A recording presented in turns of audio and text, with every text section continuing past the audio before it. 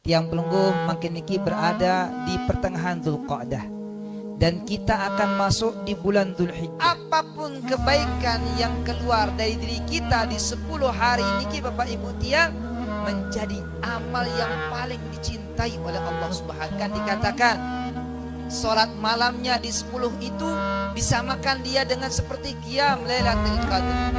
Setiap puasa yang dikerjakan pada tanggal 1, 2, 3, 4, 5, 6, 7, 8 niki maka disamakan dia dengan puasa 1 tahun. Penting untuk kita bisa mengetahui apa-apa kemuliaan dan apa yang harus kita lakukan ketika kita masuk Dzulhijjah. Kemudian napi yang kita persiapkan Bapak Tia, persiapkan kita untuk kita niki seperti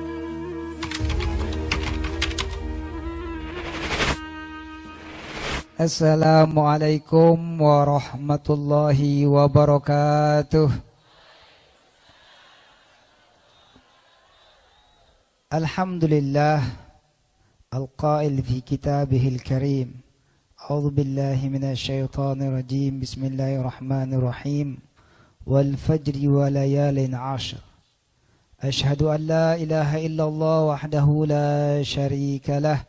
وأشهد أن سيدنا وحبيبنا ونور أبصارنا محمدا عبده ورسوله اللهم صل وسلم على سيدنا محمد مفتاح باب رحمة الله عدد ما في علم الله صلاة وسلاما دائمين بدوام ملك الله وعلى آله وصحبه ومن والاه أما بعد.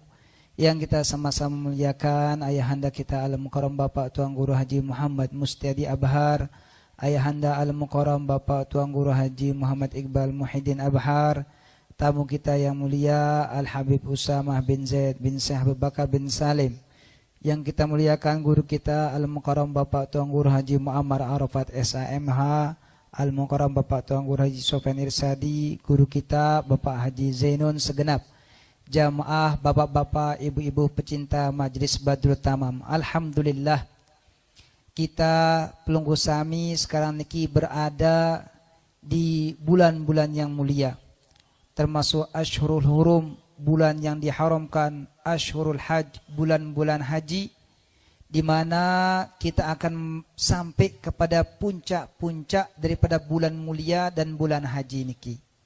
Maka tentunya tiang pelungguh harus mempersiapkan bekal kita untuk menyambut keistimewaan, kemuliaan, keagungan yang Allah Ta'ala agungkan, dan kemudian kemuliaan yang Rasulullah Sallallahu Alaihi Wasallam muliakan.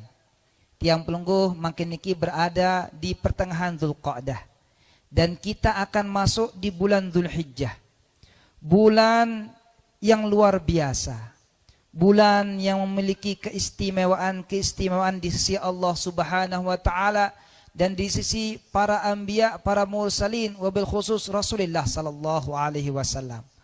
Maka tiang pelungguh perlu kita mempersiapkan diri untuk kita menggunakan sebaik-baiknya kesempatan ini, untuk menggunakan sebagus-bagusnya, memberikan yang terbaik yang kita bisa berikan kepada Allah Ta'ala dan kepada Rasulullah sallallahu alaihi wasallam. Salawat dan salam marilah kita curahkan kehadiran junjungan alam Nabi besar Muhammad sallallahu alaihi wasallam. Allahumma salli wa sallim wa barik alaih, yang mana beliau bersabda terkait tentang hari-hari yang akan kita temukan ke depan ini. Hari-hari yang sangat luar biasa di mana beliau mengisyaratkan dalam hadisnya, ma min ayyamin al-amalu salih fiha ahab ilallah min hadhil ayyam, yakni asrah Dzulhijjah. Tidak ada suatu hari di mana amal-amal soleh itu sangat dicintai oleh Allah Subhanahu Wa Ta'ala seperti amal-amal soleh yang kita kerjakan di 10 awal Dzulhijjah niki Bapak Tia. Maka para sahabat bertanya, wala jihad fisabilillah, apakah amal soleh yang kita kerjakan di 10 awal Dzulhijjah ini melampaui pahala, melampaui keutamaan, melampaui kemuliaan orang yang berjihad di jalan Allah ya Rasulullah? Apakah lebih afdol ya Rasulullah? Maka Nabi bersabda, walal jihad fi sabilillah. Amal soleh yang kita kerjakan pada hari-hari ini, pada hari-hari 10 Dzulhijjah ini lebih afdol ketimbang orang berjuang di jalan Allah Subhanahu wa taala, bertempur di jalan Allah Subhanahu wa taala, kata Rasulullah. Illa rajulan kharaja binafsihi wa malihi wa lam yarji bidzalika min syai'. Kecuali seseorang yang keluar berjuang di jalan Allah dengan nyawanya, dengan dirinya, dengan hartanya, kemudian tidak kembali. Artinya syahid di medan tempur, maka dia punya keutamaan yang mulia. Maka Bapak tiang, Ibu tiang, 15 hari ke depan. Selain ini merupakan bulan yang diharamkan Dzulqa'dah. 15 hari ke depan kita perlu mempersiapkan amal terbaik kita. Kenapa? Karena setiap apapun kebaikan yang kita lakukan di 10 Dzulhijjah menjadi amal yang paling Allah cintai. Menjadi amal yang paling diberkahi oleh Allah. Menjadi amal yang paling tinggi pahalanya di sisi Allah. Menjadi amal yang paling luar biasa kedudukannya di sisi Allah Ta'ala. Tentunya dan di sisi Rasulullah Sallallahu Alaihi Wasallam. Setiap sholat kita, setiap puasa kita, setiap sedekah kita, apapun kebaikan yang keluar dari diri kita di 10 hari ini, Bapak Ibu tiang, menjadi amal yang paling dicintai oleh Allah Subhanahu wa taala. Bahkan dikatakan salat malamnya di 10 itu disamakan dia dengan seperti qiyam Lailatul Qadri. Seperti sembahyang malam Lailatul Qadar. Setiap puasa yang dikerjakan pada tanggal 1, 2, 3, 4, 5, 6, 7, 8. 8 niki maka disamakan dia dengan puasa 1 tahun. Kalau puasa Arafah maka Nabi menghitungnya dengan puasa 2 tahun. Ya, bahwasanya puasa Arafah itu sama dengan dia dengan pahala puasa 2 tahun. Maka hari-hari ke depan niki adalah hari-hari yang luar biasa Bapak Ibu tiang. Maka kita cari kesempatan kita. Ya, cari kesempatan niki untuk kita gunakan sebaik-baiknya mempersembahkan suatu yang terbaik kepada Allah Subhanahu wa taala. Persiapkan sholat, puasa, nggih, sedekah kita, kemudian persiapkan kita punya bacaan Quran kita, persiapkan punya zikir kita, bahkan kemudian kita mempersiapkan suatu ibadah yang tidak bisa kita kerjakan di luar bulan Dzulhijjah dan hanya terbatas di 4 harinya, 10, 11, 12, 13, yaitu kita berkurban kepada Allah Subhanahu wa taala. Maka niki penting untuk kita bisa mengetahui apa-apa kemuliaan dan apa yang harus kita lakukan ketika kita masuk Dzulhijjah. Pertama, tadi yang katakan persiapkan ibadah terbaik kita. Bagi pelungguh yang ingin untuk berkorban, biasa mulai tanggal 1 sudah tidak memotong kuku atau memotong rambutnya. Nanti ketika kita sembelihan kita dipotong, baru kita motong rambut dan kuku. Kemudian di 10 awal niki Bapak tiang, 10 sampai dengan 13 Dzulhijjah niki kita dianjurkan oleh para ulama ketika kita melihat kambing, kita melihat sapi, melihat onta, niki kita untuk bertakbir, untuk mengagungkan Allah Subhanahu wa taala yang telah menganugerahkan kita nikmat daripada binatang-binatang kurban niki. Kemudian napi yang kita persiapkan Bapak tiang, persiapkan kita untuk kita niki seperti orang yang berangkat haji. Menjadikan hari-hari niki adalah hari untuk kita mendekat kepada Allah Subhanahu wa taala dan memanfaatkan hari Arafah. Hari Arafah tanggal 9 Dzulhijjah, puasanya dihitung dia seperti orang 2 tahun dan itu merupakan hari yang luar biasa. Rasulullah Sallallahu Alaihi Wasallam menggambarkan tidak ada hari di mana syaitan, iblis ini menangis, meronta.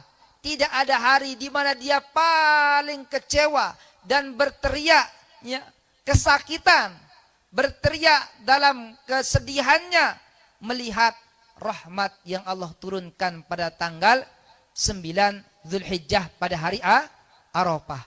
Gunakan pelenggung untuk berpuasa, munajat. Para ulama-ulama salihin dari zaman ke zaman menggunakan hari Arafah niki untuk munajat, khususnya di sore hari untuk menyerupakan diri dengan orang-orang yang wukuf di Arafah.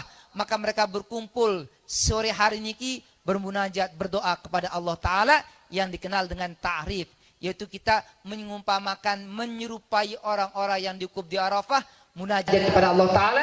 Karena pada hari dan pada ketika itu, pada hari Arafah, tidak ada hari di mana Allah Ta'ala mendekat kepada hambanya seperti mendekatnya seperti pada hari Arafah.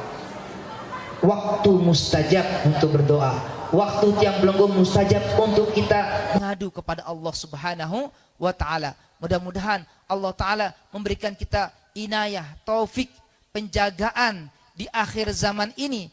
Tiang pelungguh keluarga kita, masyarakat kita, umat Islamiyah menghadapi tantangan ujian di akhir zaman yang luar biasa. Orang-orang yang dekat kepada Allah, orang-orang yang menjadikan hatinya untuk Allah Ta'ala semata, hatinya untuk Rasulullah SAW semata, maka dia dalam hisnul hasin, dalam benteng yang kuat dan kokoh yang akan terjaga dari segala macam bala, ujian, musibah, fitnah daripada akhir zaman. Kemudian kita sambut Idul Adha, Idul Kurban. Kita mulai daripada takbirnya, takbir mutlaknya Idul Kurban dari tenggelam matahari sampai dengan dia khatib imam salat Idul Adha. Kemudian kita ingat takbir muqayyad, yaitu takbir yang dikerjakan setelah salat dari tanggal 10, 11, 12, 13 niki. Dari takbir muqayyad ini setelah habis salat, kita habis Idul Adha, setiap habis salat kita takbir, baik salat fardu, salat sunnah, bahkan kata para ulama disunahkan takbir muqayyad setelah salat jenazah. Tanggal 10, 11, 12, 13 kita banyak bertakbir dalam setiap kita selesai sholat kita. Ini amalan-amalan yang luar biasa, yang mana yang hanya bisa mengetahui kedarnya adalah orang-orang yang telah sampai nanti ruhnya niki, nyawanya niki sudah di tenggorokan, baru Allah Ta'ala tampakkan kemuliaannya. Allah lihatkan apa yang luar biasa daripada amal-amal ini yang sangat tinggi di sisi Allah Subhanahu wa Ta'ala. Jangan kita nanti mendapatkannya, melihatnya, kemudian menyesal ketika nyawa sudah di tenggorokan. Kita melihat keterlambatan kita dalam taubat kita, keterlambatan kita dalam amal kita, keterlambatan kita dalam perbuatan kebaikan kita. Yang terbaik yang apa yang kita berikan kepada Allah Subhanahu wa Ta'ala sudah tidak bisa kita lakukan ketika nyawa sudah di tenggorokan kita. Maka bapak-bapak tiang, ibu-ibu tiang, manfaatkan waktu-waktu niki, manfaatkan kesempatan-kesempatan niki untuk kita memberikan yang terbaik yang bisa kita berikan kepada Allah Ta'ala dan Rasulullah Sallallahu Alaihi Wasallam. Mudah-mudahan kita dikumpulkan dengan orang-orang salihin, para anbiya, para mursalin, para aulia salihin, yaitu khususnya Sayyidina Rasulullah Sallallahu Alaihi Wasallam. Niki sekelumit apa yang perlu kita persiapkan untuk kita menyambut datangnya bulan yang mulia, hari-hari yang afdal, hari-hari yang dicintai oleh Allah Subhanahu wa Ta'ala. Hadanallahu wa iyyakum ila sabil falah wal muwafiq ila aqwamit thariq. Wassalamualaikum warahmatullahi wabarakatuh.